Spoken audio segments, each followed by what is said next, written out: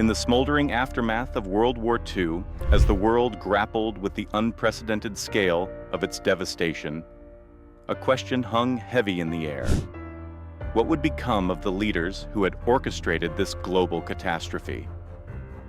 In Europe, the Nuremberg trials had begun the process of holding Nazi Germany accountable for its monstrous crimes. But on the other side of the world, in the vanquished Empire of Japan, the path to justice was far less certain. For some, the end would be swift and severe. A hangman's noose awaited them at the end of a long and public trial. For others, a far different fate was in store. A life of quiet comfort, a peaceful death, and a legacy shrouded in controversy. This is the story of what happened to the leaders of Japan after World War II. A story of justice and pragmatism, of accountability and immunity, and of a nation forced to confront its darkest chapter. To understand the trials that would follow, we must first understand the scope of what Japan had done.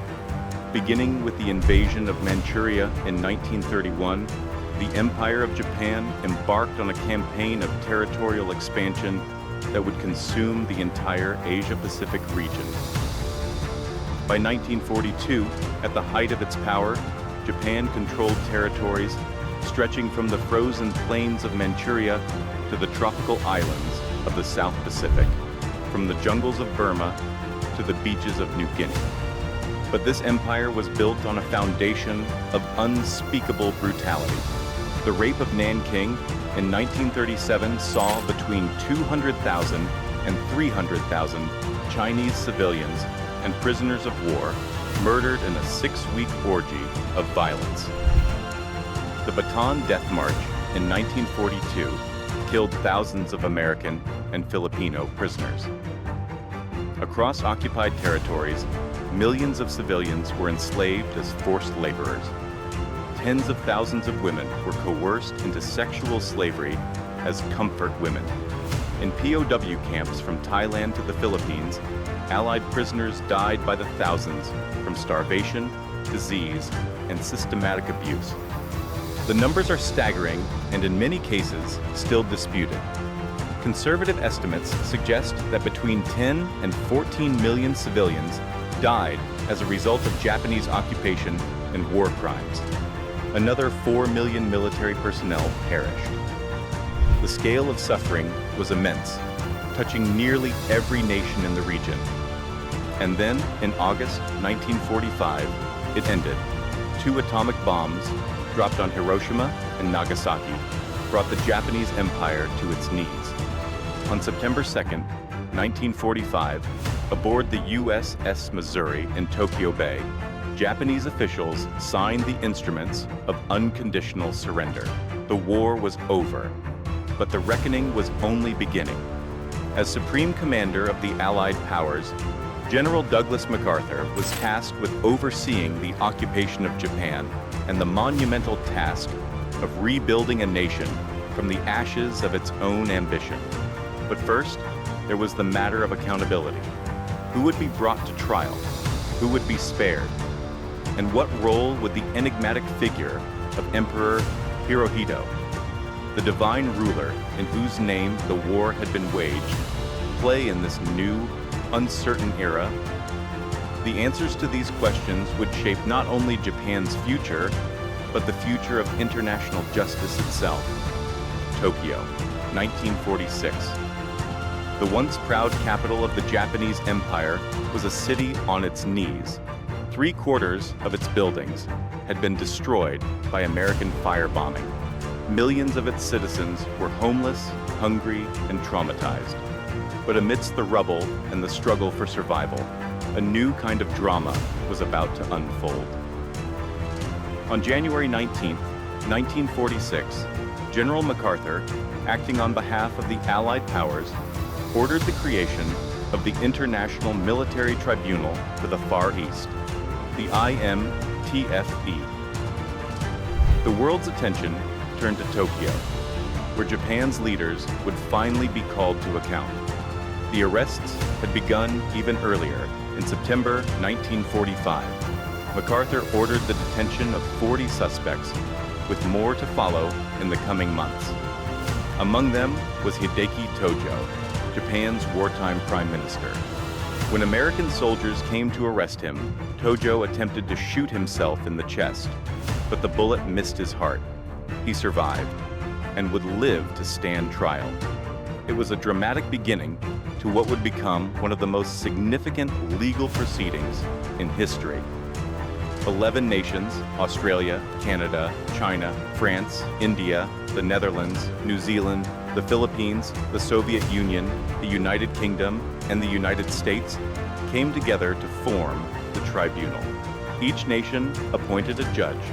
Sir William Webb of Australia was chosen as the tribunal's president. The charter, closely modeled on the Nuremberg trials, laid out a new legal framework for prosecuting international crimes.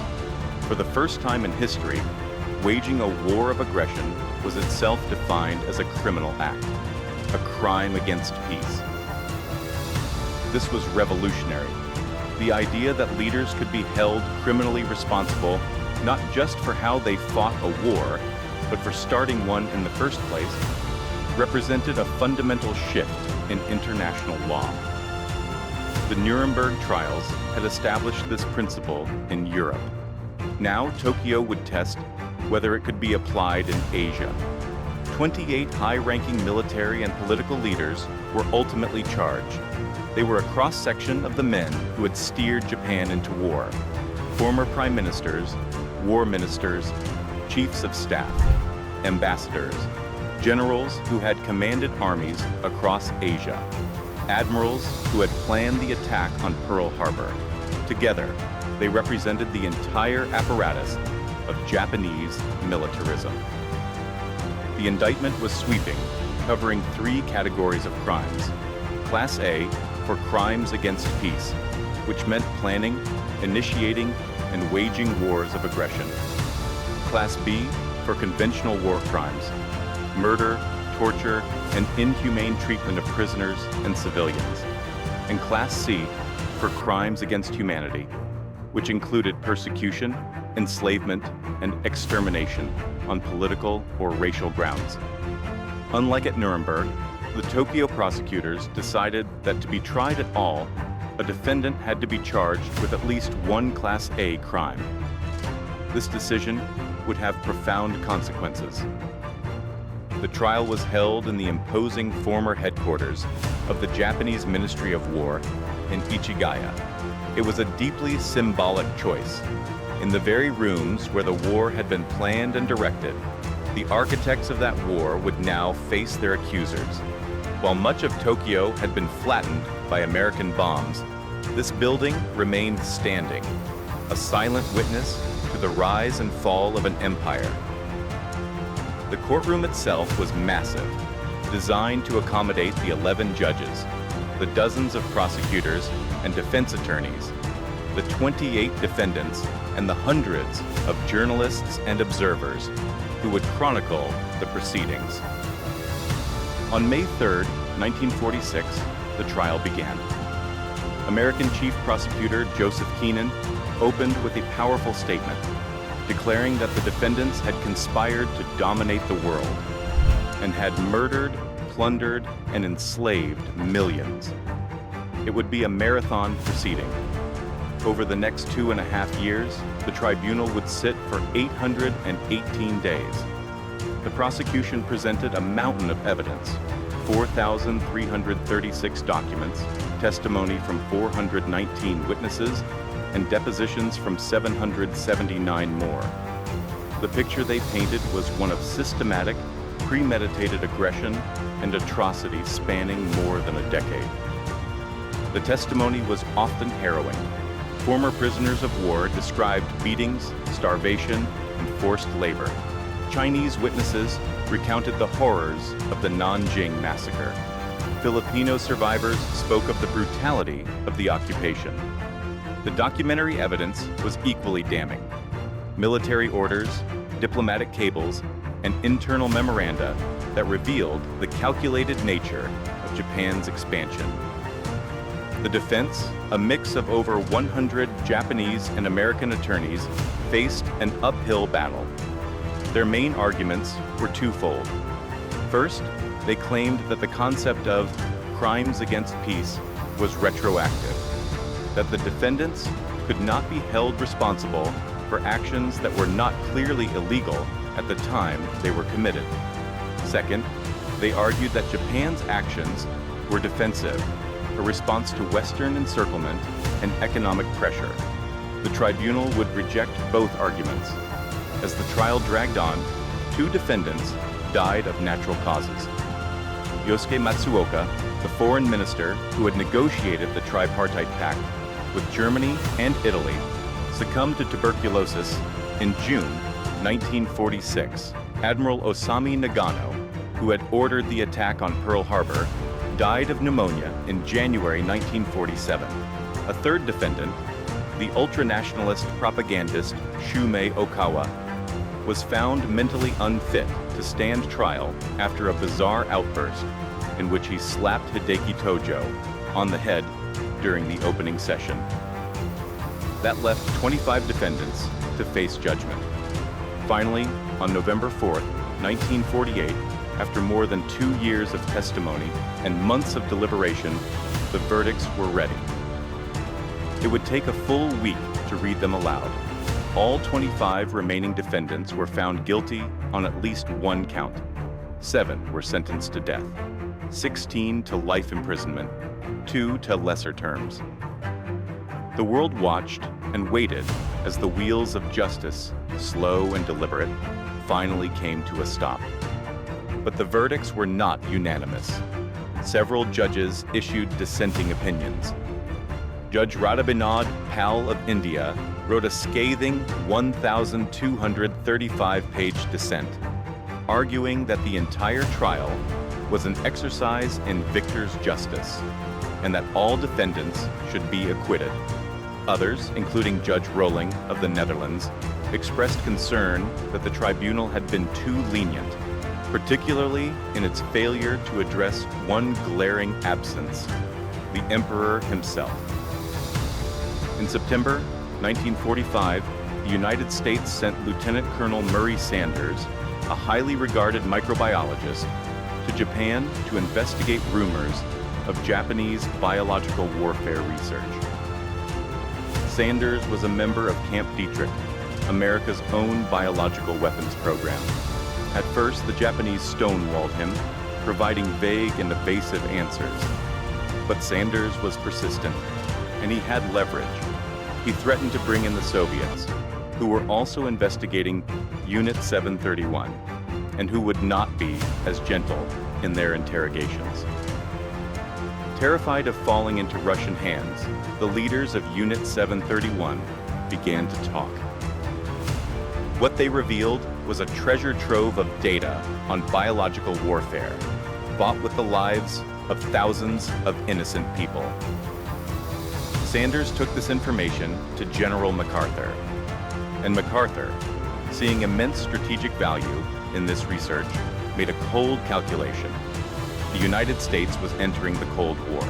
The Soviet Union was a potential enemy. Biological weapons might be crucial in a future conflict. And the data from Unit 731, data that could not be ethically obtained any other way, was invaluable. So MacArthur struck a secret deal. In exchange for their complete and exclusive data on biological warfare and human experimentation, the United States granted full immunity from prosecution to General Ishii and all the physicians and scientists of Unit 731. The Truman administration not only concealed their crimes, but even paid them stipends for their cooperation. Ishii lived comfortably in Tokyo until his death from throat cancer in 1959 at the age of 67.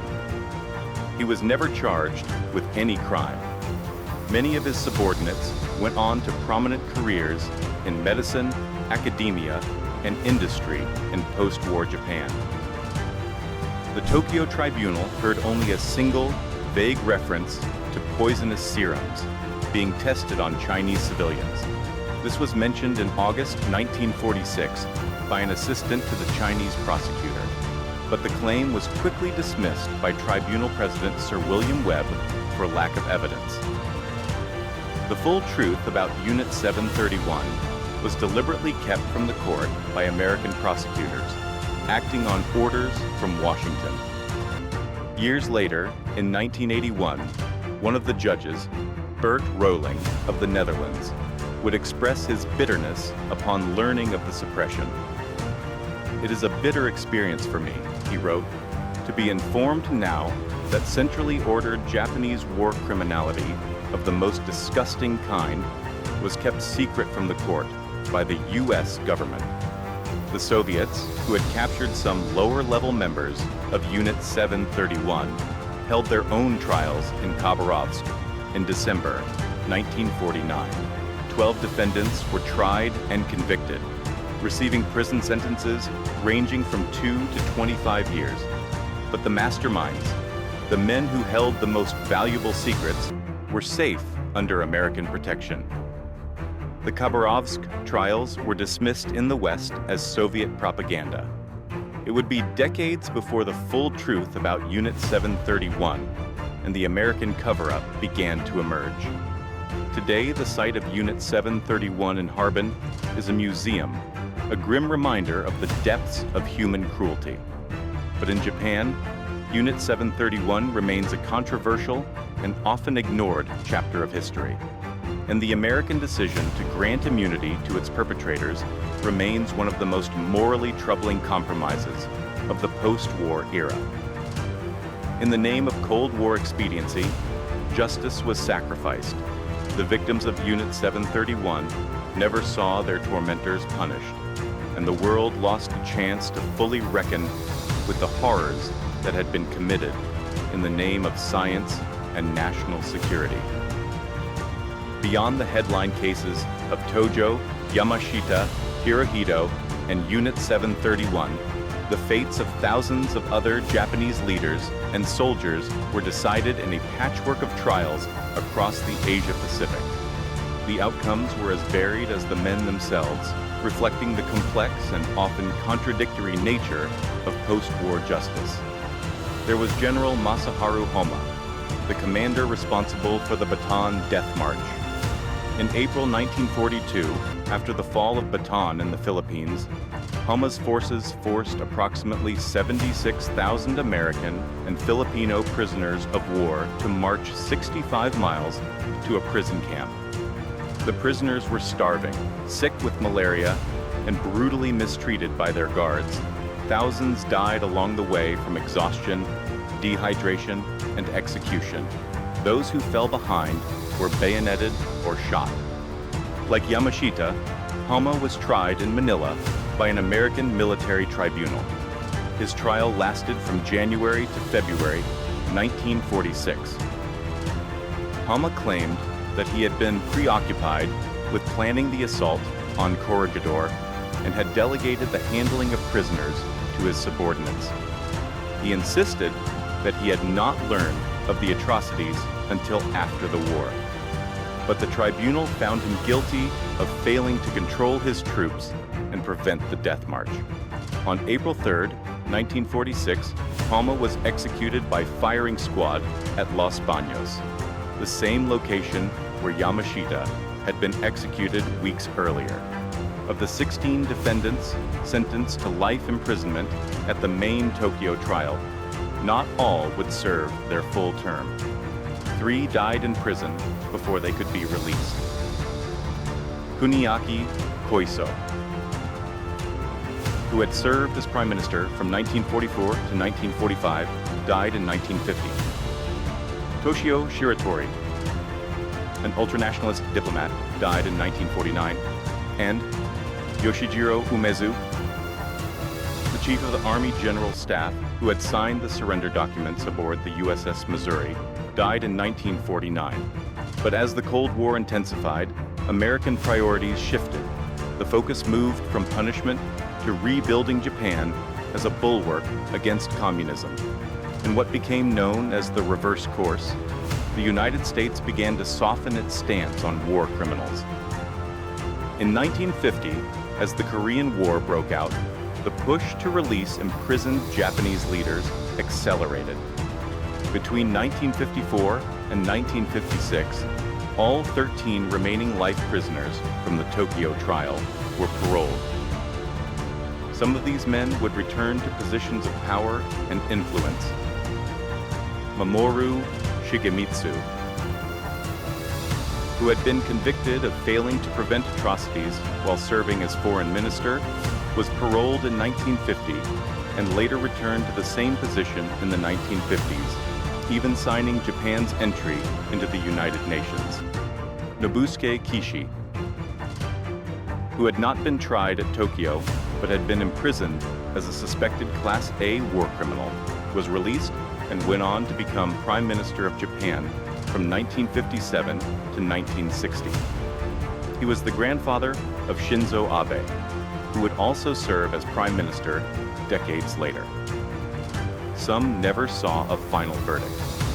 Yosuke Matsuoka, the architect of the tripartite pact with Germany and Italy, died of tuberculosis in June 1946, just weeks into the trial. Admiral Osami Nagano, who had ordered the attack on Pearl Harbor, died of pneumonia in January 1947.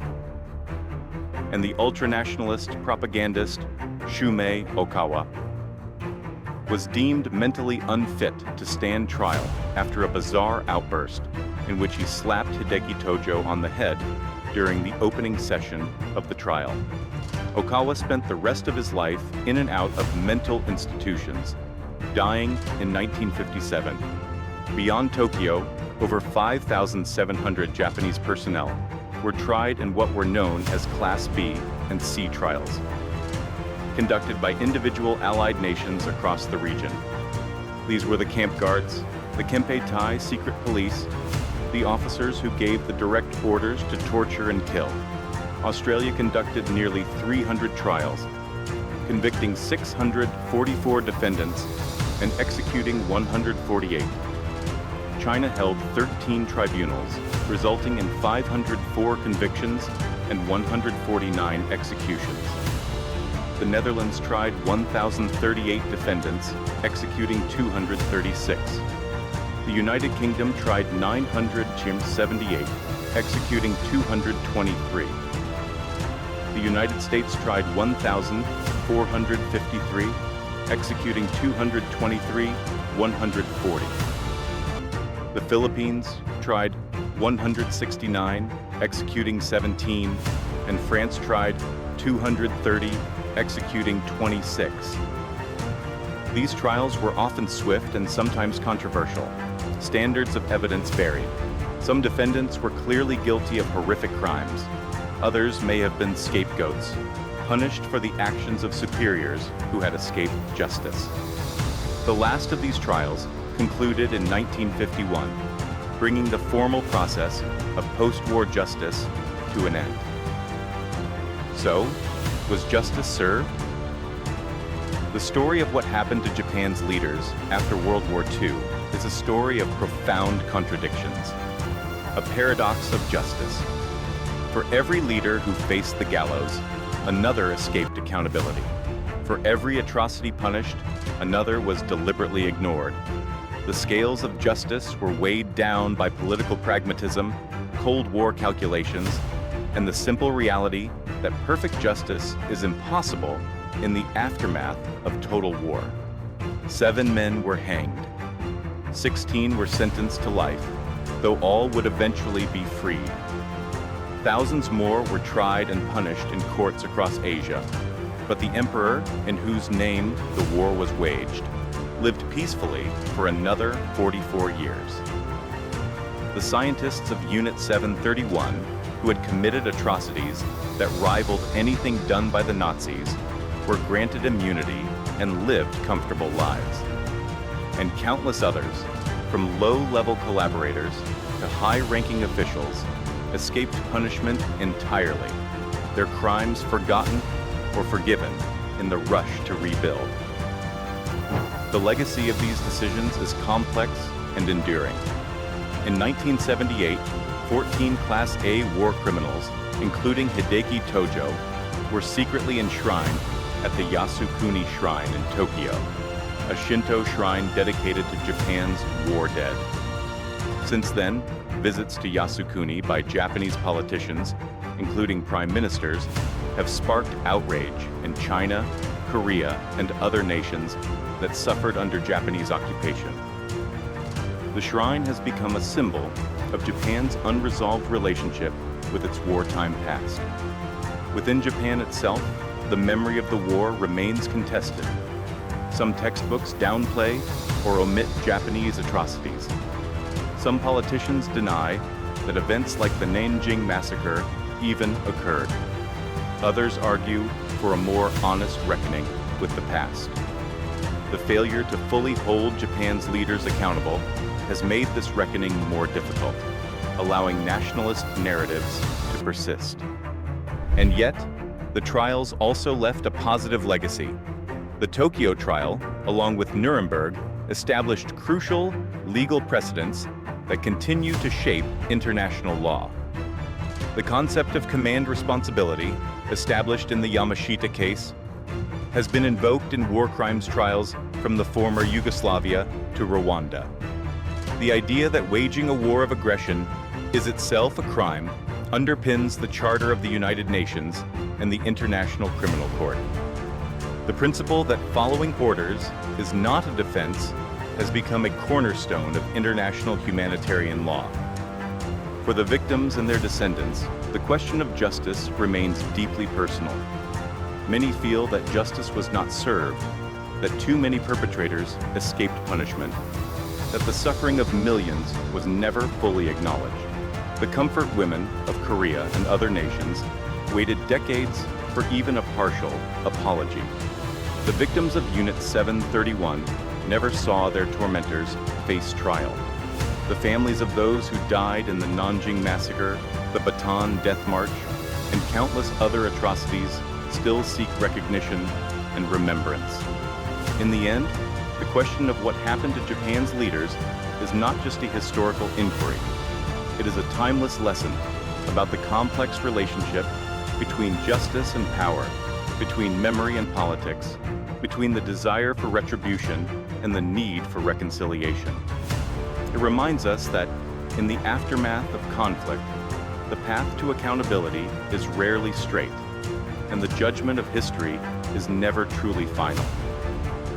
The leaders of Japan met many different fates. Some faced the hangman's noose, others lived long and peaceful lives, but their legacy and the choices made in the name of justice continue to shape our world today. Today, Japan is a peaceful, prosperous democracy. It has renounced war, enshrined pacifism in its constitution, and become a responsible member of the international community. The occupation ended in 1952. The country rebuilt with remarkable speed, becoming an economic powerhouse by the 1980s. In many ways, the Allied occupation achieved its goals, but the questions raised by the post-war trials remain relevant. As Japan debates revising its pacifist constitution, as tensions rise with China over territorial disputes, as North Korea threatens the region with nuclear weapons, the lessons of World War II and its aftermath take on new urgency. How does a nation reckon with its past? How does it balance justice with reconciliation? And how does the world ensure that the horrors of the 20th century are never repeated? These are questions without easy answers, but they are questions we must continue to ask, generation after generation, lest we forget the price of war and the fragility of justice.